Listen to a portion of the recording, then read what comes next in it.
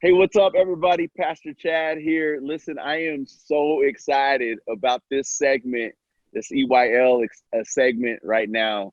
This is our youth panel, our Elevate Your Life youth panel. And we just have some of the best faces and hearts and expressions of love and just amazingness sitting on this panel. So I want you guys to just welcome, number one, our our youth unity panel coordinator and facilitator. Her name is Jadine Cobb, and I want to just give her props real quick. She grew up in our ministry. She's grown up in Elevate, been a part of our team, been a part of the family for so many years, and she shines bright. You guys are getting ready to see. She shines bright in every place that she goes, everywhere she goes. The love of God is just all over her and all through her, and she's 100% authentic and genuine and herself. And she's cool, she's swaggy, she's drippy, she's dope, she's amazing, smart, intelligent, godly. So everybody, give it up. Warm welcome, Elevate 2020 to our youth panel hostess with the mostest, Jadine Cobb. Jadine, thanks for being here. Hi, can everybody hear me? So like PC said, my name is Jadine. I've been a part of Elevate since I was 14. So shout out to anybody if you're 14. I was definitely you before. I'm 25 now. I'm a student. What I'll do is I'll share one thing that I absolutely love. I've been a vegan for like 4 years, so that's like a big part of my life. Some people say that I eat rabbit food, and this is true. So yeah, I'm excited to be able to facilitate the panel and to hear from all of the young voices, and just to be inspired by what God is saying to our generation. And yeah, I just feel so like blessed to be here. So thank you guys so much.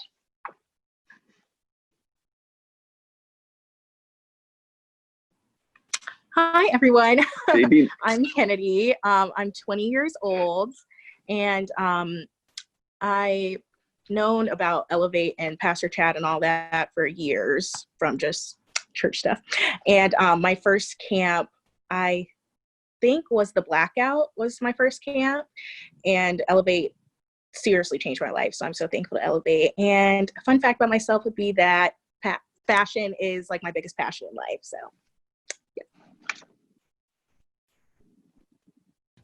Hi guys, I'm Nadia. I'm 17 years old. My first Elevate was when I was 14, and I believe it was the Legendary camp. But yeah, I got a part because somebody at my church was like, I want to sponsor Nadia. And I just believe that like this is totally God, like, and for her to just be able to experience what's there. And it was such an amazing experience. And I truly love being a part of Elevate.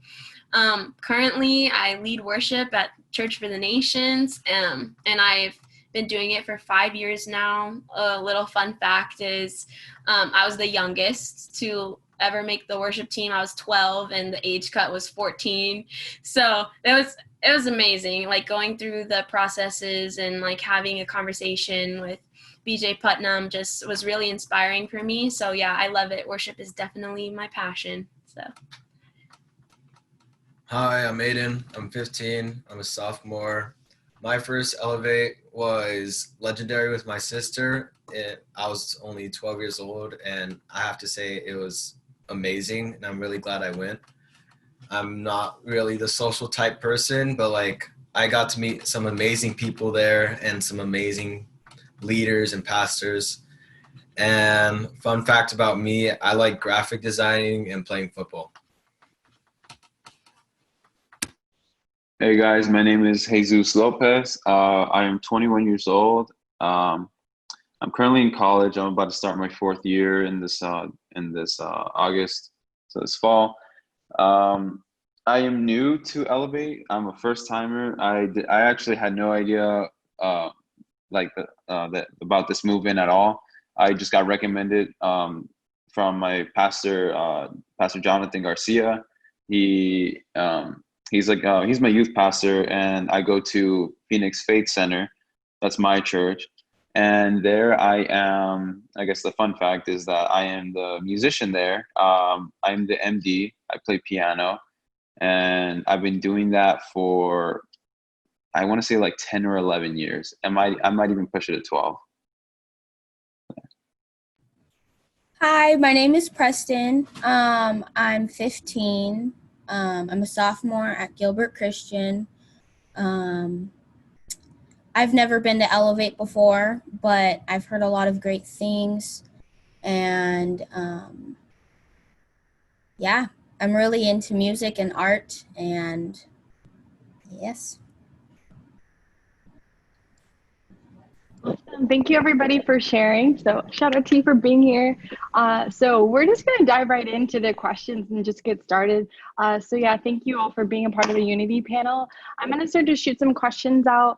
I want to just remind you all, this is family. We're just among family. We're just having a family conversation. So again, I'm just going to go ahead and get started. So the first thing I wanted to mention is, what does unity mean to you all? Unity like is the people who like come into a group or like form a bond and help fight as a whole, more like and like people like who come to like help for fight for people. I would say. Thank you. I love that. Thank you so much. How about anyone else? What does unity mean to you? I would say unity is like the beauty of honoring the diversity in the world and choosing to come together anyways, because I think people would be blind to say that we're not all the same. You know, we all look different. We all have come from different walks of life and all that. And I think unity is choosing to see that, honor that, and continue forward anyways. I love that. I love that.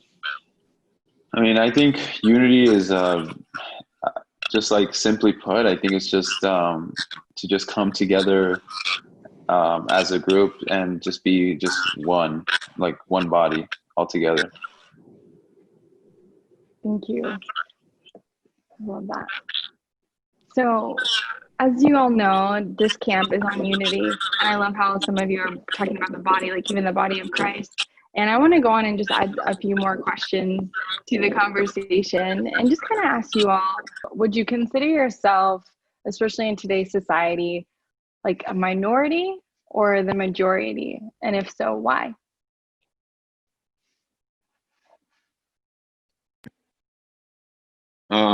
Personally, I think I would consider myself to be a minority because I have a Hispanic background. I was born in Mexico. However, I wouldn't say that personally I've like felt like a minority because I don't know. I feel like I just kind of like blend in with the society. So you could say, as far as, you know, like minority majority goes. However, I do think that because I have a Hispanic background, it is a minority, like kind of like a minor race in this kind of time, especially right now because of the whole like Black Lives Matter movement.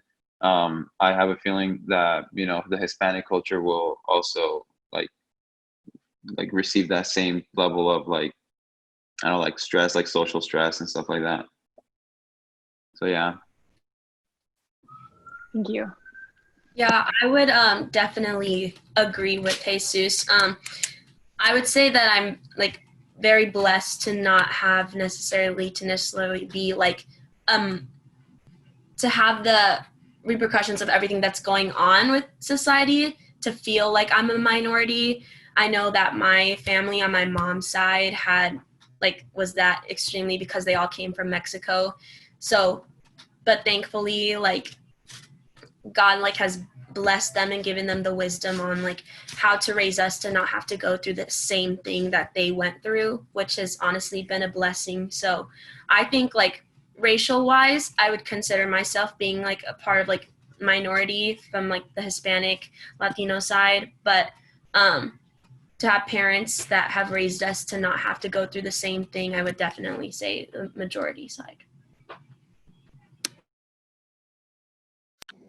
Yeah, I would definitely say I'm a minority as well. I would identify as a minority, not just as a Black person, but also as a Black woman, because women are minorities in society as well. But I think kind of similar to what Nadia was saying, I am considered a light-skinned Black woman. So I think in a lot of ways, the privilege of what that comes with that. I haven't, thankfully, I haven't experienced very severe racial situations having to do with my Blackness that directly affected me. It's always more so family, other family members and friends and stuff like that. But I would definitely consider myself a minority, despite what my experience lacks. I would agree with her just because obviously I'm light skinned as well. My mom is white and my dad is black, but my dad has personally like dealt with a lot of like racial injustice and like I personally, just because I was little when this stuff happened or I wasn't even born, I haven't seen it, but I've heard stories and like I have seen the effects of certain things. And I think because I am like white and black, like I go into, let's say like a room of like white people or a room of black people, and I'm still standing out from both rooms, if that makes sense. And I think there is a privilege in that, but it also is something where like, I think, yes. So to answer the question, I think I would like say I'm more of like a minority, especially just where I live, because I live in Gilbert. And like I'm the only light skinned girl in my whole school, so yes, I would consider myself a minority. Yeah, I was gonna say I can relate to a few of you here, especially like Kennedy when you're saying like living in that intersection between like being a woman and being black, right? Like you have kind of this pressure from both ends trying to survive and trying to just be seen in society just from those both ends. So thank you. And I relate to both of you about, being of mixed race and being in that space. So thank you for sharing. So I did want to ask, how have the recent events affected you today or just throughout the days? There's a lot going on in the world. And by the recent events, the death of George Floyd and Breonna Taylor and some of the other things that have been happening, things that are very racially charged. How has that affected you or impacted you? And if so, in which ways?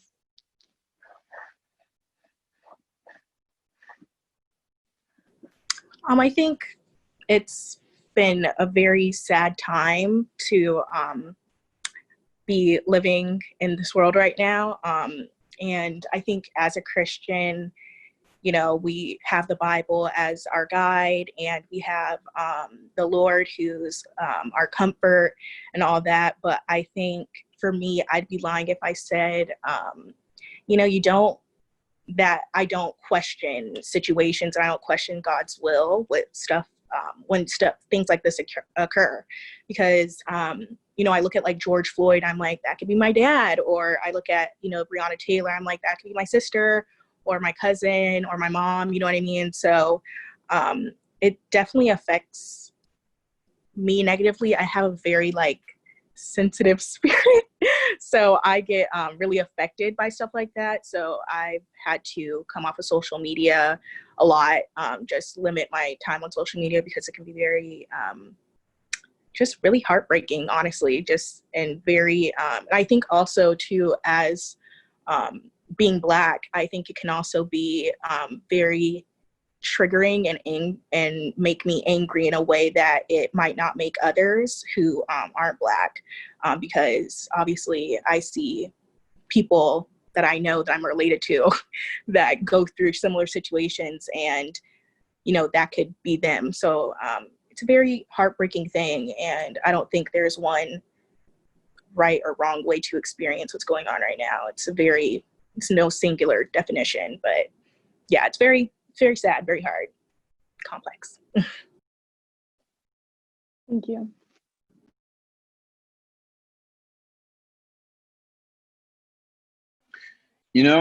As far as like the recent events go, like George Floyd and Breonna Taylor, I haven't like felt anything like personally, because I'm not from that like culture. However, I the day after the George Floyd incident, so here's a little fun fact, I guess. I work at Chick-fil-A, and the day right after George died, I there was like an immediate like tension in the atmosphere. Like I would even get it from my own guests, and my coworkers. Like people would be like so shocked, and like people were like, having rumors about like like protesting and stuff like that. This is like before protesting too. Um, but like one instance that I remembered, she's one of my regulars. She's this black woman. Um, I like it. I love it when she comes by because she's so energetic, and she's like, she obviously like has like a smile on her face all the time. But the day right after the incident happened, she showed up, and she was like, you could tell she was not having the best mood. She looked really, really sad, like down and serious. And then after like taking her order, I was like, "Are you okay?" And she was like, "Yeah, I'm just kind of like going through stuff right now because of George and stuff like that." And she's saying that that could be like her husband, or that could just be someone from her family. So and like that's like the same kind of mindset that a lot of people have been having. Like personally, I don't feel it because I'm not, like, it doesn't affect me personally, but it does affect people around you. And especially if you're just like a person that isn't affected, like you will feel it too. Like you can feel like a tension in this time. So that's how I've been affected, at least by this situations. Yeah, I would definitely say the same. How like personally, I can't even say like personally it doesn't affect me because like I have like family members who are black, and like my cousin and my aunt and like their whole side of the family.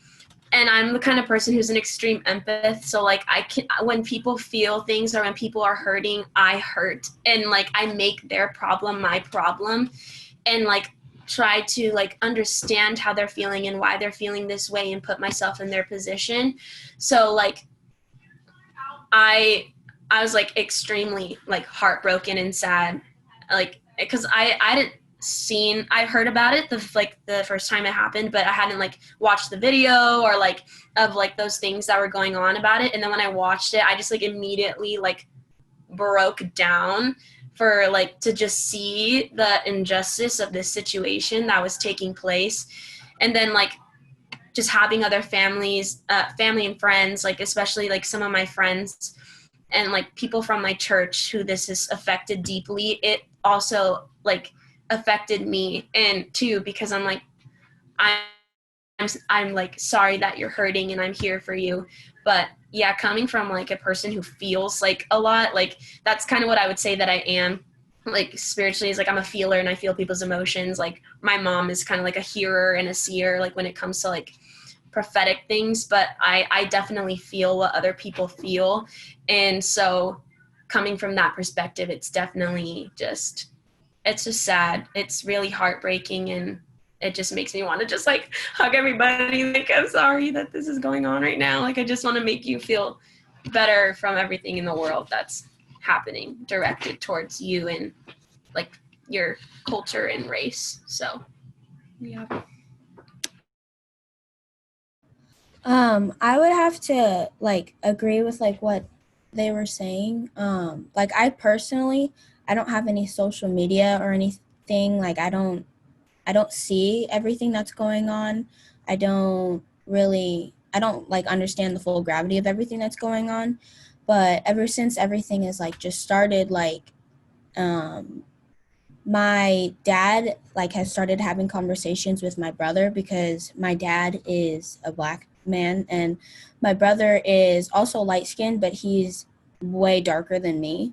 And like just having to see like that my dad is like making an effort to show my brother certain things and to almost like mentally prepare him. Like my dad has told me like he's scared for the day that my brother is going to be able to like drive and stuff like that, because with that comes like a lot of like just like worry that like if my brother ever gets pulled over or like anything like that. And my brother's 12 right now, so that's not going to happen anytime soon. But it's just seeing the fact that like even my dad is starting to have to like sit there and like mentally prepare my brother, and like if a policeman ever pulls you over, like don't ever do anything to make the policeman feel nervous. Always be polite, stuff like that. Like it's like my dad shouldn't have to sit there and talk to my dad or my brother like that because my brother is Black. Like my brother's a little boy, and the fact that like in like today's society my dad has to sit there and talk to my brother about that, it's just disturbing to me. That, I want to say thank you for because it as especially as a Christian, but even more than that, whether your belief is in Jesus or not, like just the human heart, you know what I mean? Every one of us have a human heart, and the evil that can come through us as humans is just unreal at times. And I don't know how you can pay attention to your human heart in real actuality and just watch whether it's been your experience or not, or whether it's your skin color or your race, your identity or not. Like to have compassion and empathy in this time is just like, it's so key. And so, my heart goes out to you guys, growing up in this type of racial tension, and thank you for sharing. Yeah, one thing I wanted to share too, like for me, like I'm a big believer that, God deposited purpose, and there's no, like every person is no accident, right? And that we're created in his image. And to think that someone could literally, their purpose, or, someone can literally just kill someone just based on, unimplicit biases or these things about their skin color that they feel threatened about or whatever. But the fact that someone feels like they can do that, it hurts, because God does put purpose in us. And for those folks who aren't with us anymore, like that their purpose feels sometimes almost as if like it was cut short because someone else, so I don't know, just something that I think about a lot, and think about just how God's so intentional about the folks that are here on earth. And yeah, so thank you all for sharing. I know that was a heavy one, so thank you all. Another thing I wanted to just kind of share out to the group is, how does race play a part in your everyday life? And kind of like, how does that play? I think for me, every day I wake up being Black, obviously. But again, going back to the whole kind of light skin issue, I think I'm not sure if I know other races and cultures do experience colorism, but I know colorism is a really big thing in the Black community, unfortunately.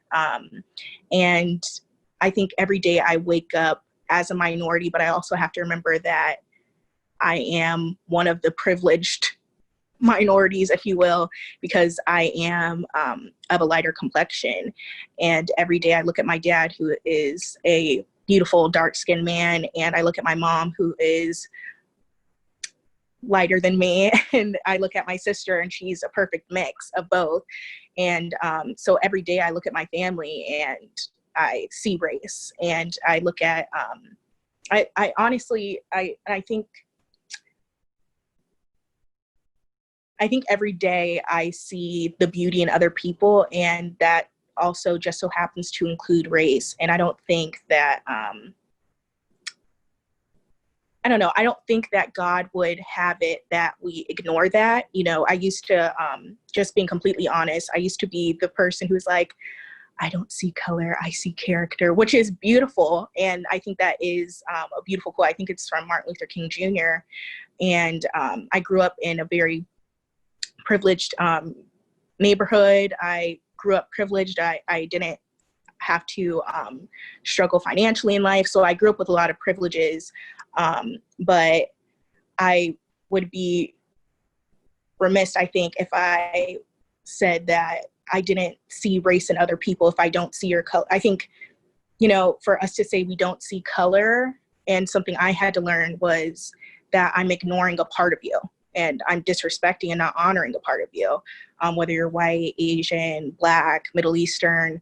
That's ignoring a part of someone if you say you don't see their race. And I think, you know, in terms of me, how race plays a factor in me in my everyday life, I see every day, and I'm just, not to be like sappy or anything, but like I think it's the most beautiful thing that we all look different, and that we all come from different backgrounds and different creeds, and we have different religions. Honestly, one of my best friends is a Middle Eastern Muslim. You know, she's one of my dearest friends on earth, and I think that's the most beautiful thing. So every day, whether I'm texting in my best friend group chat, or I'm watching the news and see, you know, another Black travesty or just minority tragedy in the world, or I FaceTime my dad, or I think of, you know, I see somebody walking down the street or a neighbor who's, you know, white or something. I see race every day, you know what I mean? And it's not, and I think there's a really negative light, I feel like, on that perspective of, you shouldn't see race, that shouldn't be your main focus. At the end of the day, what's the first thing you notice about somebody is their skin color normally. And that's unfortunate, but it's just the truth. And I think there's also a beauty in that. So I would say that's how race plays a part in my everyday life. Thank you. Yeah, for me, I would definitely also say that like I'm a very privileged minority. I didn't grow up having to go through the same things as my parents did, like I said, like in the previous question that we had before. But how it plays in my life is people, like, almost every day when I go to work, like when I am in work, or like even in school, and I like meet new people or somebody who's never seen me before, they approach me and they'll be like, can I touch your hair? And I'm just like sure. Like, I mean, it's kind of weird, but yeah. And the thing is, they'll like ask me like if I'm mixed too, because of like what my hair looks like. And I'm like, I'm Hispanic, but like I'm not like Black. And they'll just make like that assumption because I have like big curly hair. My hair is like a lot bigger than this, by the way. It's just wet right now. But because I have like big curly hair, they associate it with like the fact that I'm Black. And I'm like, no, I'm just Hispanic, and that's about it. But I remember this comment vividly, that I was like in line somewhere, and this lady was just like touching my hair, and I was like, kind of looked around because I was like, what's happening? She's like, sorry, I just wanted to touch your hair to see what it felt like, and it doesn't feel like what I thought it would. And I was like, well, what do you think it was gonna feel like? And she's like, I thought it'd feel more blackish. And I'm like, I can't even tell you the amount of emotions or things that I felt. And I was like, what is that supposed to mean? That it feels more blackish? Like, it's just like softer and all this stuff, and was listing things. And it's just crazy that we associate certain things with like being Black or being of a certain race. Like, it just kind of blew my mind. But yeah, I think for every day of what I experienced with race would definitely be my hair, because it's just so big and it's just out there. People ask questions like, are you mixed? Can I touch it? Like all this stuff. But I remember that comment vividly, and I was just like, the things that we associate like our features or anything else with just like kind of blows my mind. And I'm just like, what? So yeah, that's definitely what I would say for me. How race plays in my life every day. I think it's just like she said, like people like predetermining in their mind what they expect from a certain person of a certain race. And it's like that, I don't know, like I see that a lot. Like, does that make sense? Like, my aunt is very dark. She's a beautiful chocolate lady. And like, whenever I go places with her, just because she is more outspoken, like people get so like caught back. They're like, oh my gosh, she's so loud and rambunctious. I'm like, she's just being a human. Like, I mean, but when you're loud and rambunctious, it's normal. Like, I don't understand that. Does that make sense? But yeah. Yeah, totally. I feel like just hearing what you were saying just reminded me of all like the stereotypes I feel like my whole life people have like associated me with that are like not true. I'll just share something really quick. So when I was doing my undergrad, because I'm a master's student now, I remember one of my professors, it was like my second week of class. I was at ASU. And he's like, oh, you should come to my office. Like, I have some things I wanted to tell you. And I'm thinking like, hopefully I'm a really good student. Like, he probably has some cool book recommendations. I'm like super excited. And then I get to his office and he's like, you know, people like you don't really make it here. And I'm like, oh, what do you mean? And then he's like, you know, people who look like you don't really make it to spaces like this. And that is literally what he told me. And you can imagine, you know, being a Black woman, you're just like, you know, all these things going through your head, you're just like almost like frozen in time. And so that sort of like racial trauma happens to a lot of people on a daily basis that you learn to cope with, because that's all we can do at this point. But I remember that just walking out of there, just like feeling defeated, like all that I did to get, you know, to work through college and to be like first gen and my family and all that kind of stuff has been such a big deal. And for this person to tell me that I didn't belong there and people like me aren't really exist in this space was very, just kind of like one of those things like, what do you mean by that? So yeah. All right, so I'm gonna throw out another question. So I wanted to ask the group, what does it mean? And when you guys hear this, I know this, you all probably heard this a lot, and it's a movement that has been happening, but what does Black Lives Matter mean?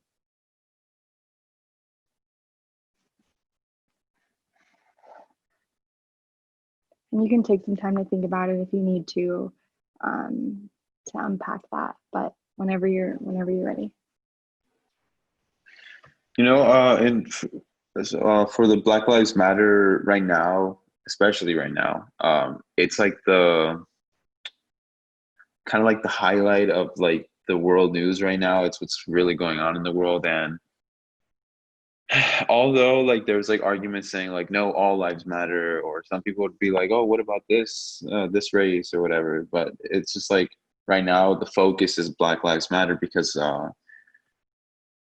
for some reason, like we're just now like a lot of like Black like incidents, like Black people incidents are just now like arising even more. And the one that really ticked it off was like was the George Floyd. And then like more and more cases just keep falling on top of that. And just Black Lives Matter is what's popular right now. But what it means is that well, like to be like super simple, it's because Black Lives Matter and they are like underappreciated and oppressed for just, you know, like just skin color. It's so 1930s, 1940s, you know, that stuff is like old stuff that should have been dealt with like a really long time ago, but it's still happening now, and that's what sucks. But it's just that the fact that just one person, because it's the color of their skin, like it doesn't make them have less value. Like at the end of the day, you're still a person, you're still a human. And just because right now the focus is Black lives, that's what it really means. You know, you're not undervalued because of the color of your skin. Right now, when people are saying Black Lives Matter, it's not just saying only Black lives matter or only white lives matter, but it's that all lives matter and Black lives matter as well. Like Black lives matter just as much as white lives or whatever, all lives, you know what I mean? And like, I can understand like the all lives matter, but like the all lives matter movement, but then again, we're silencing and ignoring everything that's happened in the Black community for hundreds of years.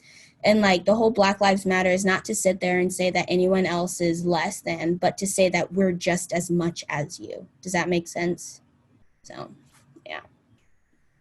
Yeah, I would definitely agree as well. Like the saying Black Lives Matter is to provide emphasis on the fact that it does, because like the situations that are arising happen to be with Black people. So yeah, there's going to be something that says Black Lives Matter because clearly a lot of people aren't seeing that they do. So like you can't say like, oh yeah, all lives matter. Of course all lives matter.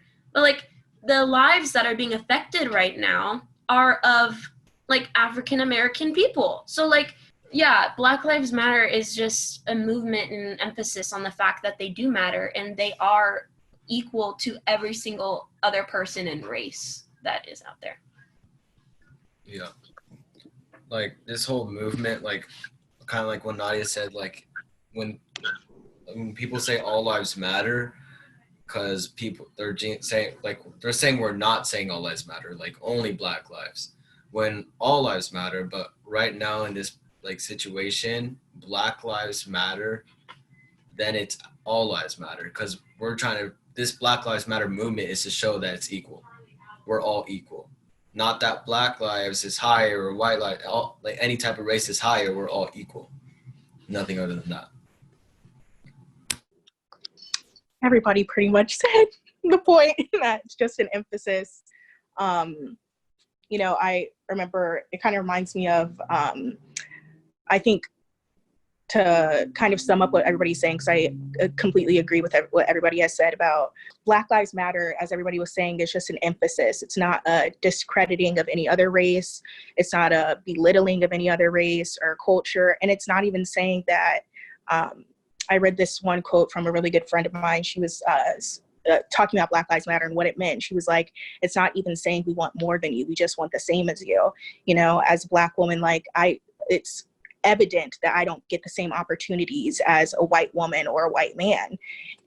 As, you know, as my friend, a Middle Eastern and a Muslim woman, she doesn't get the same treatment when she goes out in public, literally like is belittled like crazy. And it's so crazy to me.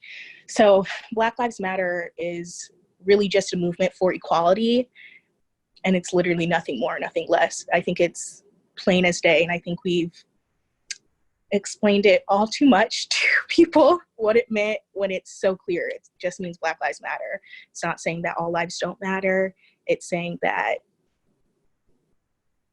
Black lives clearly aren't holding the same weight as others, and they need to. So yeah. Thank you so much, Kennedy. I do want to introduce another question to the group. And I just want to ask you all, how does God see race?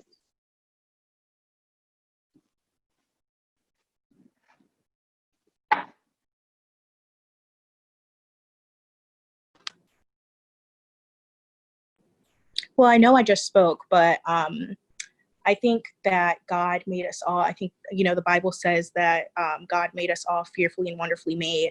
And I don't think God made any mistakes when he made all of us. I think he made us all beautiful and unique in our own individuality. He gave us all different gifts. Even the Bible talks about that he gave different gifts to different people. And I don't think that's by mistake. Sorry. I thought I saw something move on my No, wall. you're okay. Very scared. Oh no. I just lost my train of thought. But the question is what the Bible says about race, right? Or what God says about race. I think that God made us all beautiful and individual people. And I think that, going back to what I was saying earlier, I think that it's a great mistake for us to say that we don't see each other for that, because if you're, by you saying you don't see my color, you're saying you don't see what God made so detailed about me. You know what I mean? That's a beautiful detail about me that God made that I want you to honor. So I think personally, like, I love nature. Like, that's where, like, I see God in nature.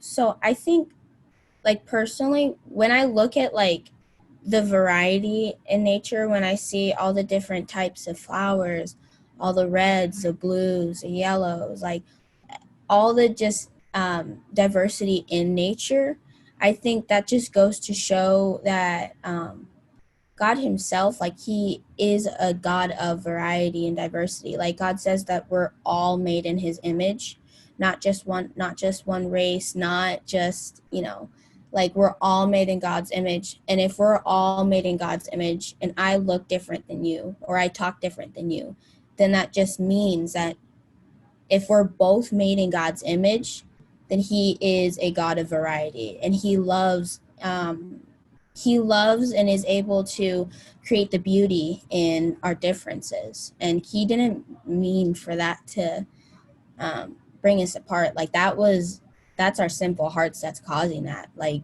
God meant for us to like see the beauty that he created in all of our differences, in the same way that we see, in the same way that some people, like, you can look at a red rose and a lily and think they're both absolutely beautiful and they're both flowers. They just look different, you know? So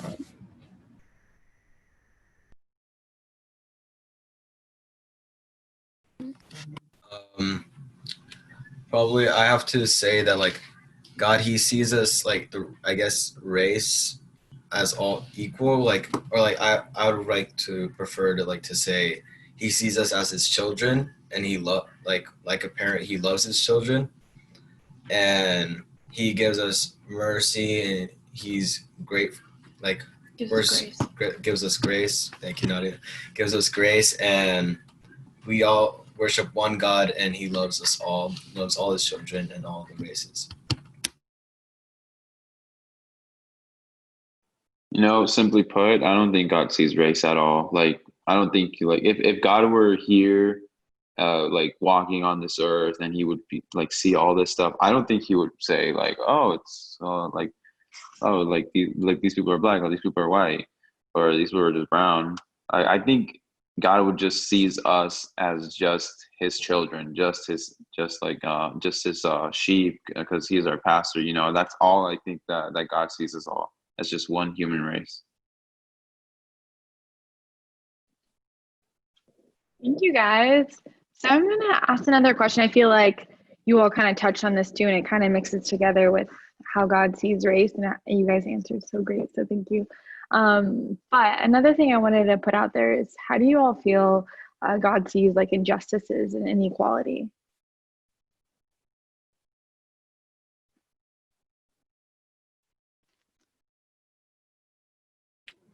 Well, I think God's not pleased with it, obviously.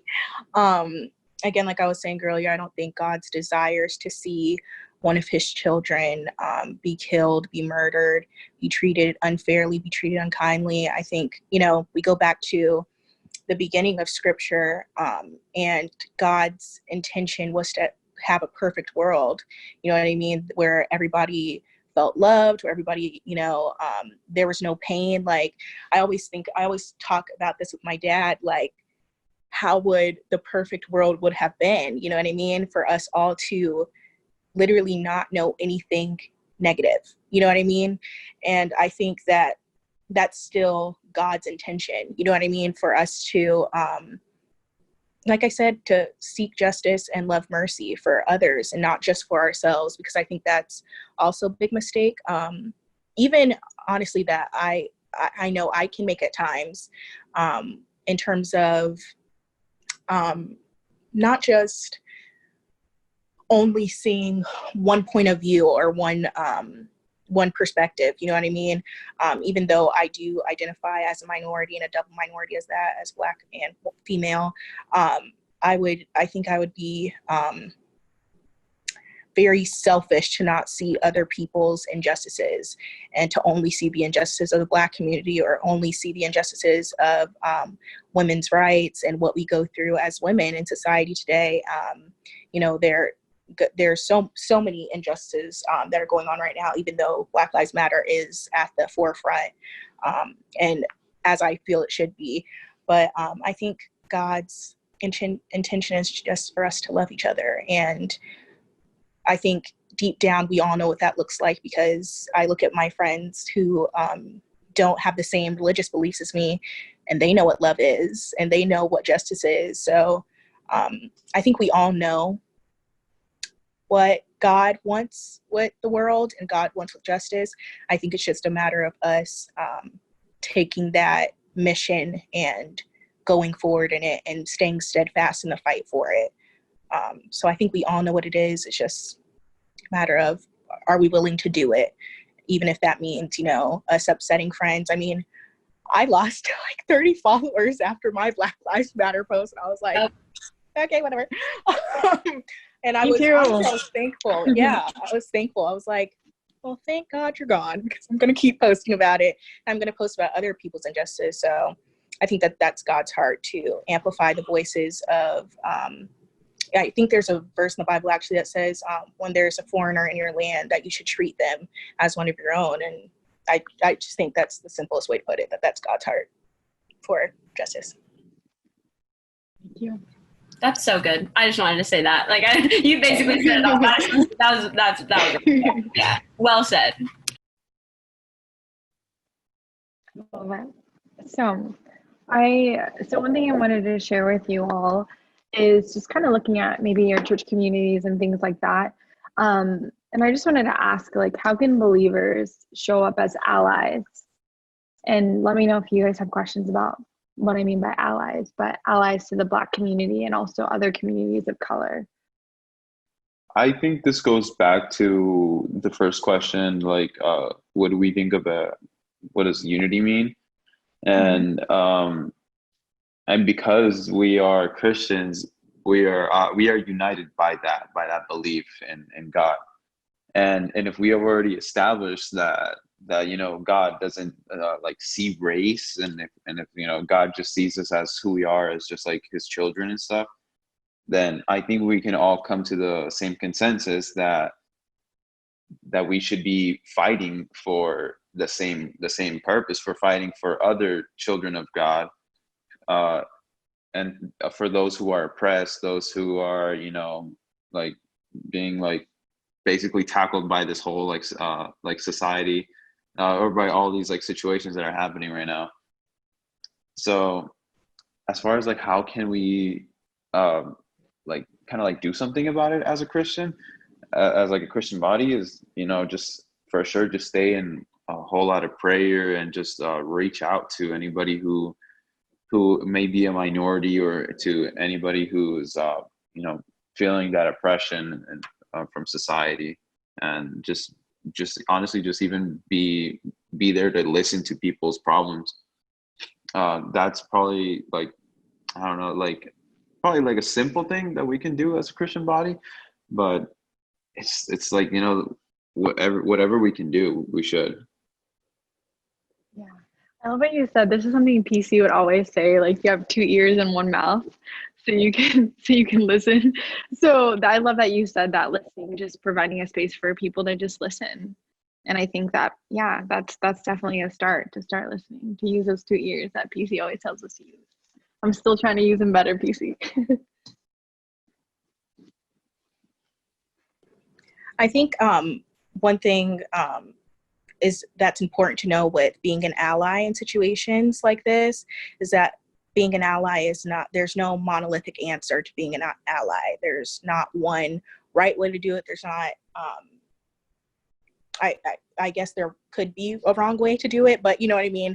There's not, it's not one singular answer. I was sharing on my Instagram a couple weeks back that just there's countless different ways you can offer support during this time, whether that's making a donation, signing a petition that takes literally 2 seconds on your phone, or if that's, making a post. And even if you aren't active on social media, again, it doesn't take social media to sign a petition online. It doesn't take social media to make a donation.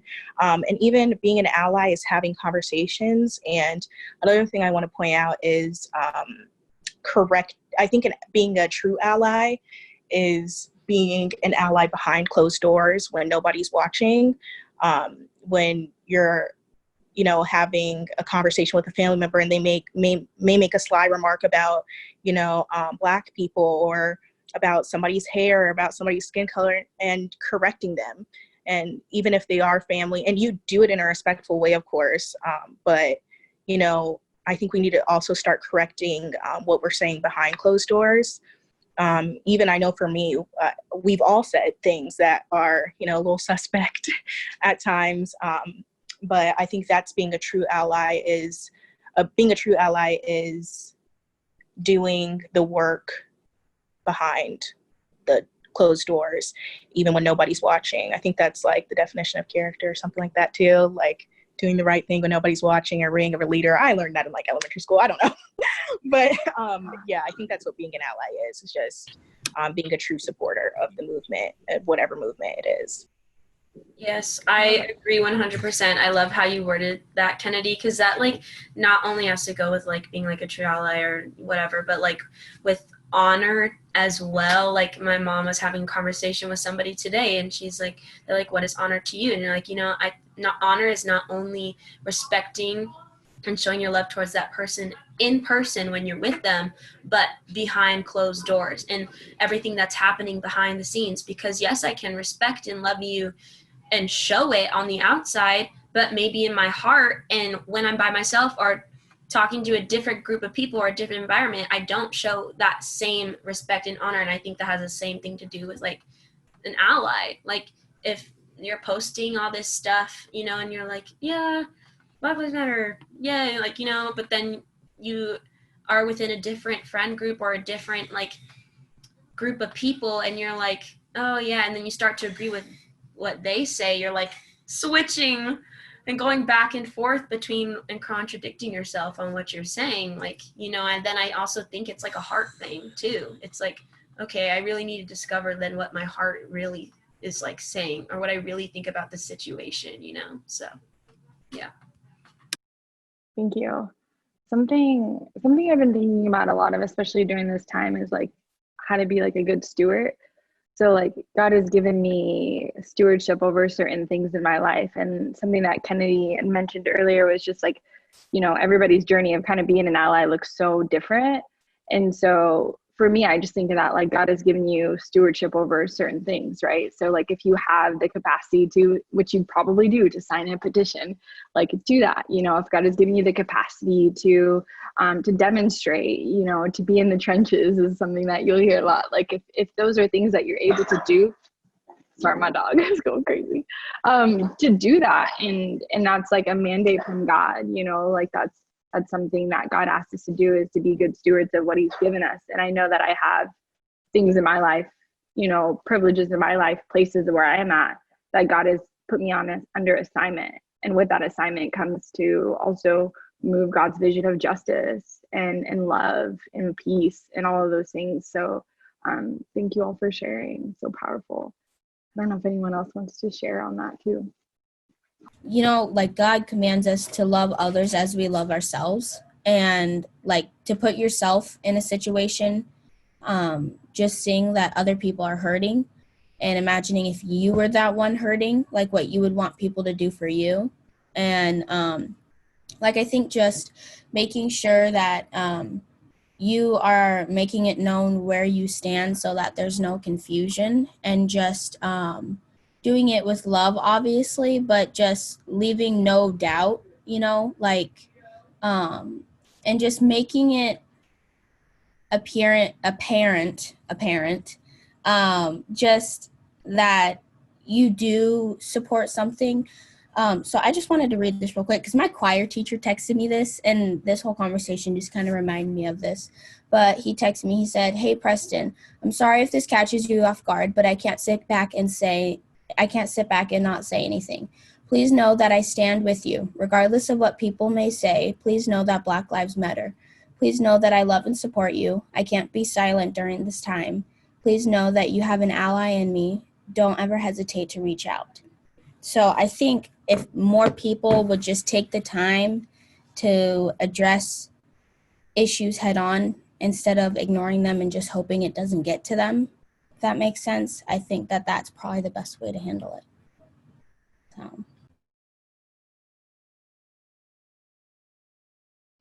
You guys are amazing, first off.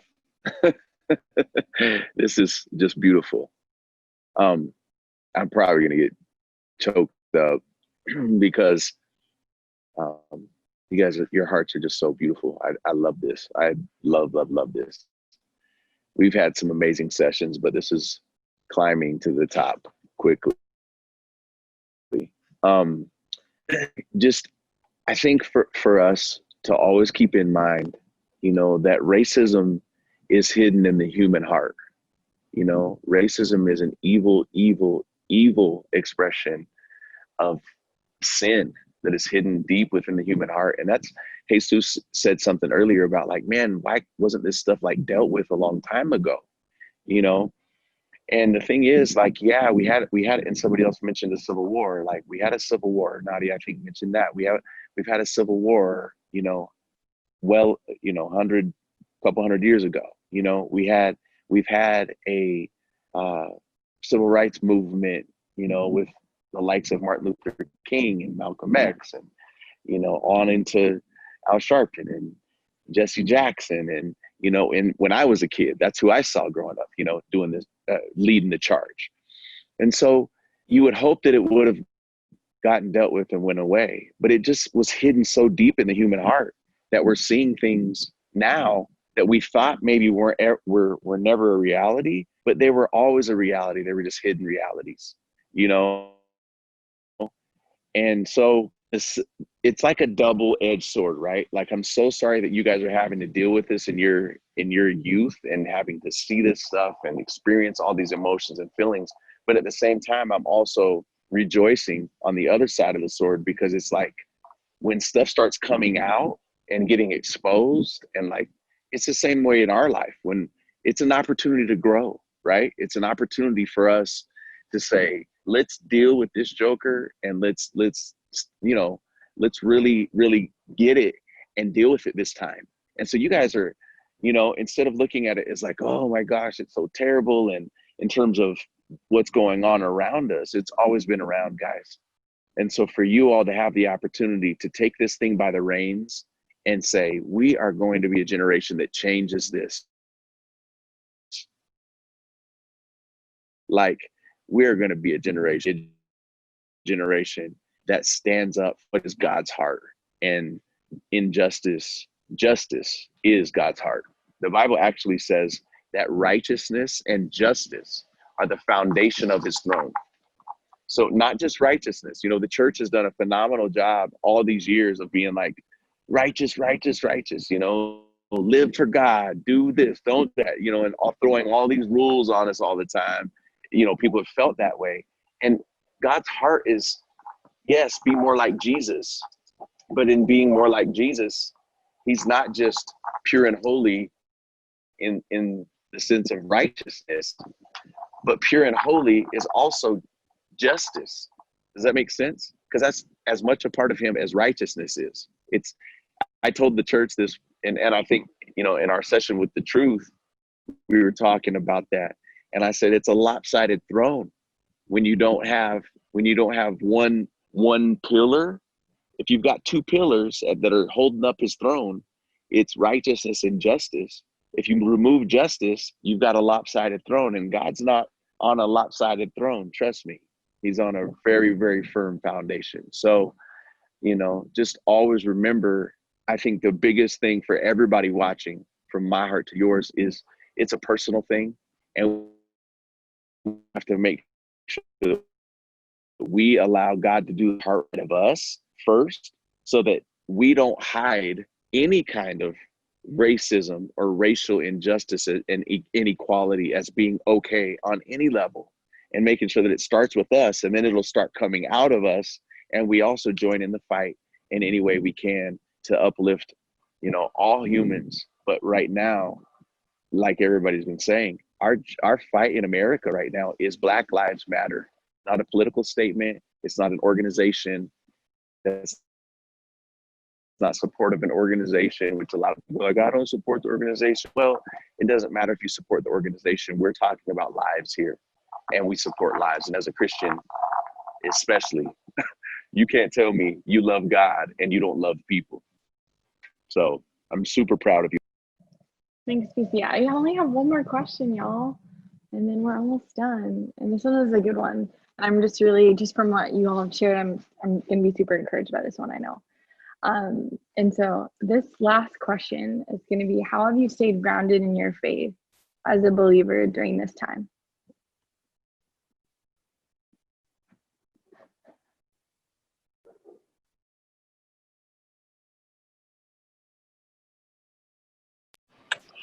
Well, I know for me, I'm currently on a 40-day fast right now, just because everything was getting too much for me. And I just felt like I was kind of drifting away from the hope in God.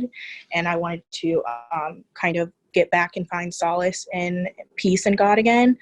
But honestly, I really found myself going back to the foundation of where my faith began, which was I went to private Christian school when I was little. And honestly, like, it was, to this day, is the most diverse school I've ever been to. I mean, like, it was like every color of the rainbow. If I showed you my class picture, one of my class pictures, you'd be like, oh, that was a private Christian school? I'd be like, yeah, it was. I've been going back to the cornerstones of my faith. I've been going back to messages that have changed my life, and reflecting on, okay, what changed my life? Honestly, and this is so serious, not to even hype PC up, but I actually went back, I think last week, to this message called This is Gilgal that PC did at Remix, I think 2 years ago.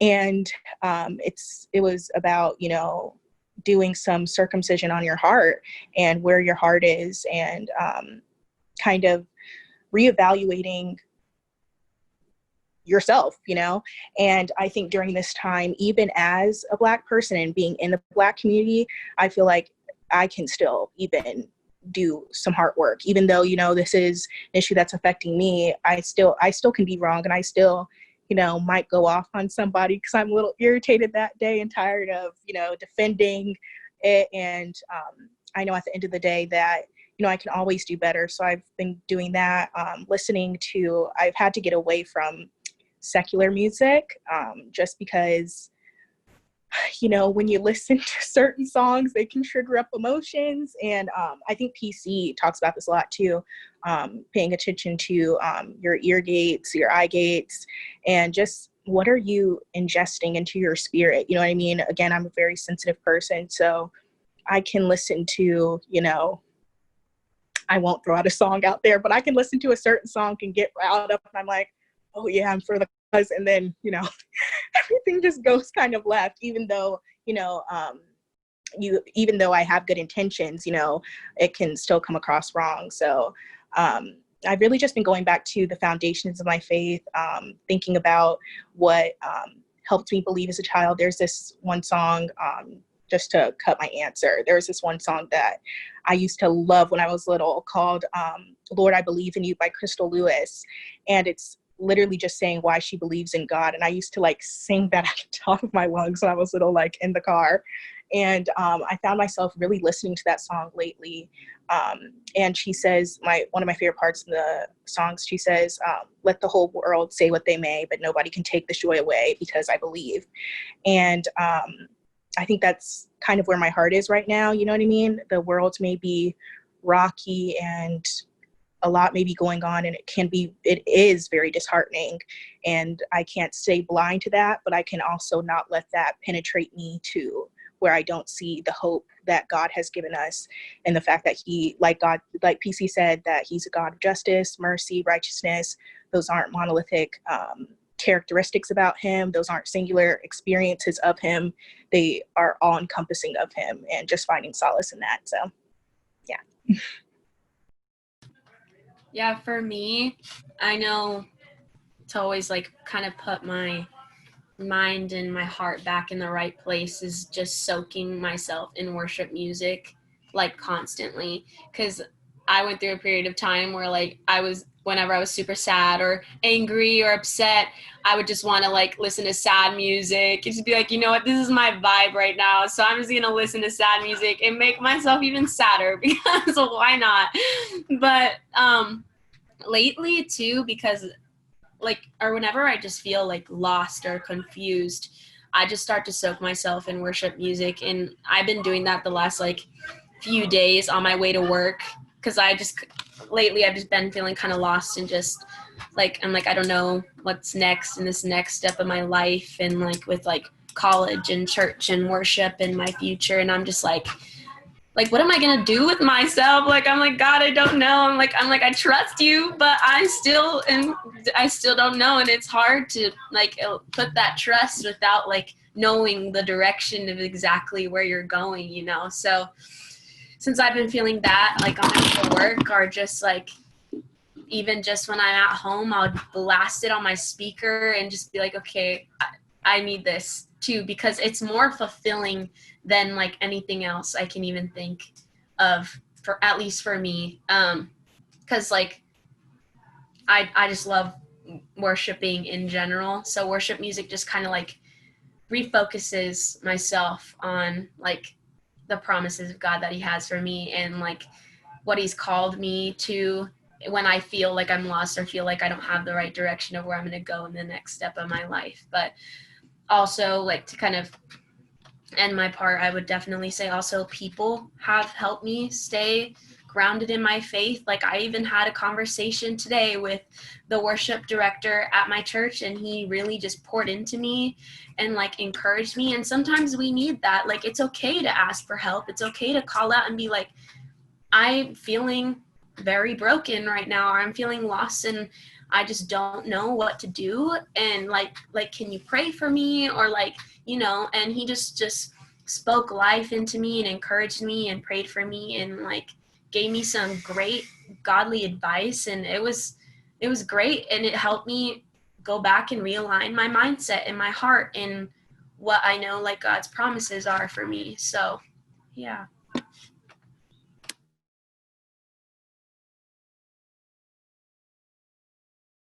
You know, kind of like how Kennedy was saying that about the whole like secular music and stuff.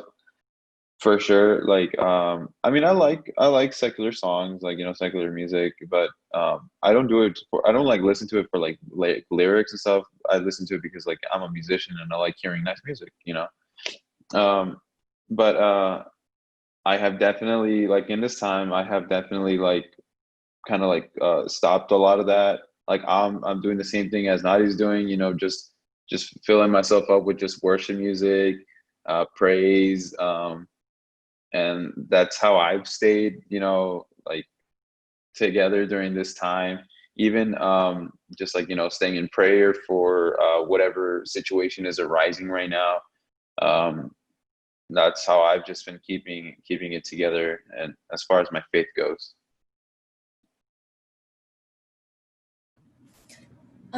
I just kind of wanted to like add on to what Nadia said. I personally like music is like my thing. Like there's never a time where I really don't have like music on. But so there's this lately during this whole like quarantine thing, just being home all the time. It's forced me to like feel certain emotions and to think about certain things. And I know for myself, like my thoughts get really loud when it's really quiet. And it just gets hard to think over your thoughts, if that makes sense. And there's this song by Elevation Rhythm. It's called Quiet. And it's basically just talking about like how like your thoughts are racing and stuff like that, and like it's just hard to like stop and be in the moment, and like talking about how God's voice like will just overwhelm your spirit, and how in order to like find God's peace or be able to find like that stillness, like being quiet and just being still in God's presence and letting his silence speak over you, if that makes sense. Like, and being okay with the silence. Like, not to go on like a tangent or whatever, but just back to what Nadia was saying. I think that worship music really, like music in general, like it has a way of filling your soul. Like what you allow yourself to listen to and to see, like that determines who you are, like your attitudes, your feelings, like what you consume is what you become, if that makes sense. So I think worship music definitely is a big one for me, I guess.